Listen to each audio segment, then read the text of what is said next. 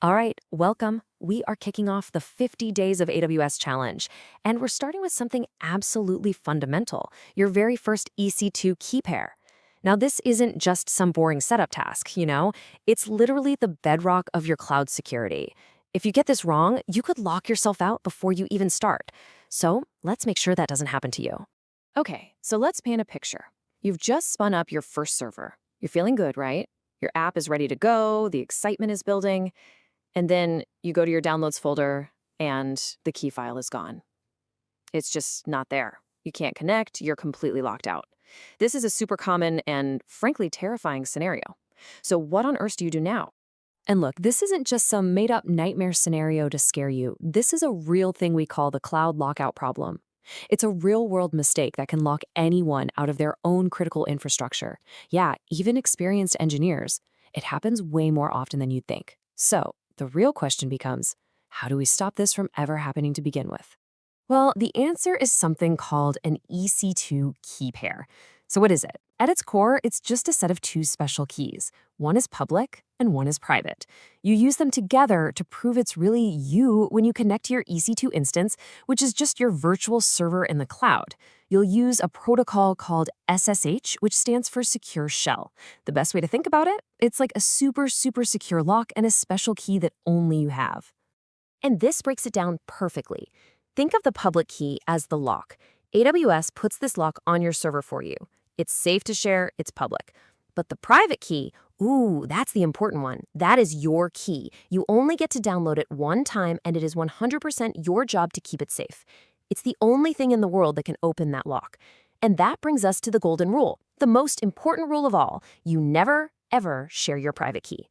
All right, so theory is great, right? But doing it for real is what matters. So let's get our hands dirty and actually walk through how to create one correctly. We're going to follow the exact steps from the challenge requirements to forge your very first key pair. You'll see the process is actually super simple. It's just 4 steps. First, and this is crucial, we set the right AWS region. Then we just hop over to the key pair section in the EC2 dashboard. After that, we create and configure the key, and finally, we just double-check that everything looks good. That's it. Okay, step 1. And this image shows the most critical part. Seriously, EC2 key pairs are what we call region-specific. All that means is a key you create in one region, say in the US, can't be used in another region, like in Europe. For our challenge, we needed to be in the N Virginia region, which has the code US-East1. If you mess this step up, you simply won't be able to access your servers. It's a classic beginner mistake. And voila, here's the result. So once we're in the key pair service, we hit Create Key Pair, we give it the name from the challenge, Data Center KP, and we pick the type, which is RSA.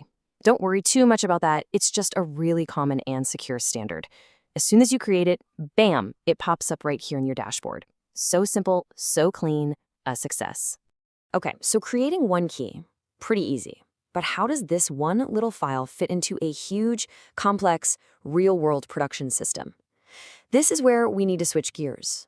Let's stop thinking like we're just following a tutorial and start thinking like a cloud architect. So in the real world, these key pairs are the absolute backbone of secure access. I mean, they're used for everything. You need to log into a Linux server, you use a key pair. You want administrators to log in without a password, which is way more secure, key pairs again. And this is the big one, automation. Your CI/CD pipelines, that's continuous integration and deployment. They need these keys to securely push new code to your servers, all without a single password ever being involved. It's huge.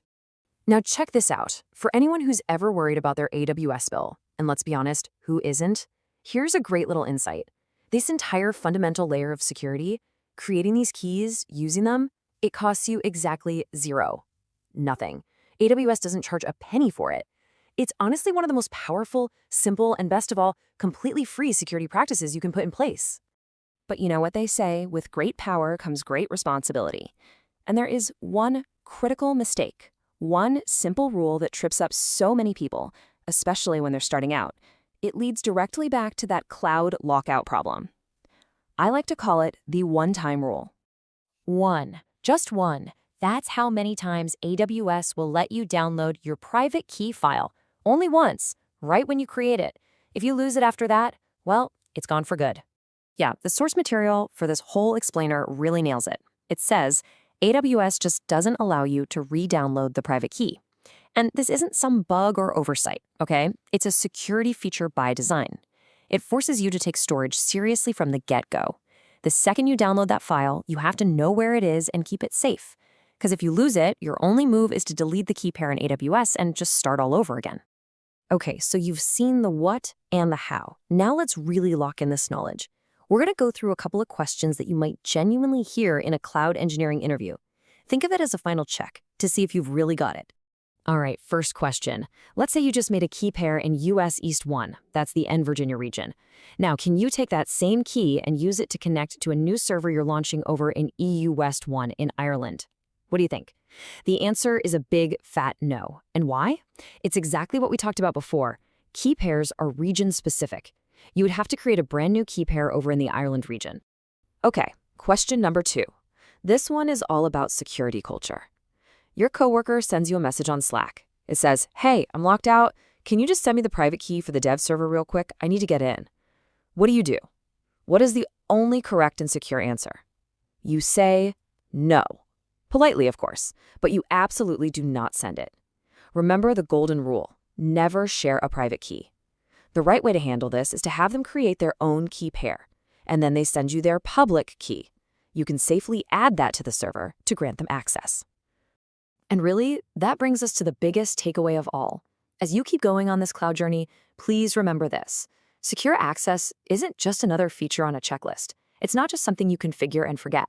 It is the absolute foundation of your entire cloud environment. If you get this right from day one, you are building everything else on solid, secure ground.